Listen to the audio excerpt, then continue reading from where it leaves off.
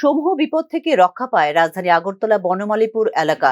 শুক্রবার পুরনো জেলখানার সংলগ্ন রাস্তার পাশে শ্রমিকরা ড্রেনের কাজ করতে গিয়ে মাটির নিচে থাকা গ্যাসের পাইপলাইন ফেটে গ্যাস বের হওয়ার খবর ছড়িয়ে পড়তেই মুহূর্তের মধ্যে এলাকার লোকজনদের মধ্যে আতঙ্ক ছড়িয়ে পড়ে। খবর পেয়ে ঘটনাস্থলে ছুটে আসে দমকল বাহিনীর কর্মী ও পুলিশ। বর্তমানে পরিস্থিতি নিয়ন্ত্রণে রয়েছে বলে স্থানীয় সূত্রের খবর। বনমালীপুর পুরনো জেলখানার পাশে ড্রেন নির্মাণের জন্য রাস্তা কাটার সময় মাটির নিচে থাকা গ্যাসের পাইপলাইন কাটা পড়ে গ্যাস বের হতে থাকে।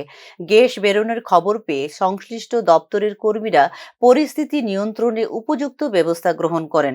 সম্ভাব্য দুর্ঘটনা নিয়ন্ত্রণে তাৎক্ষণিক ব্যবস্থা গ্রহণ করায় বর্তমানে পরিস্থিতি নিয়ন্ত্রণে রয়েছে বলে জানিয়েছে পুলিশ।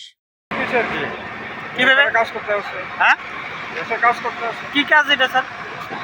তো তোমার ড্রেন করবো না। হ্যাঁ, ড্রেন করতে আসছে। আচ্ছা, কোন জায়গাটা? তো বনমালীপুর ধরে এটা কি জায়গা পুরানো জায়গা? আচ্ছা, ইয়া গ্যাস কতটুকু ফাটছে? মানে ফায়ার সার্ভিস কি আছে এখানে? কোনো ক্ষয়ক্ষতি হয়েছে? এখন এরিয়াটা কি ব্যবস্থা আছে? এরিয়াটা কি ব্যবস্থা আছে এই পাইপ গ্যাস ফাটছে? না, একটু পিসফুল আছে।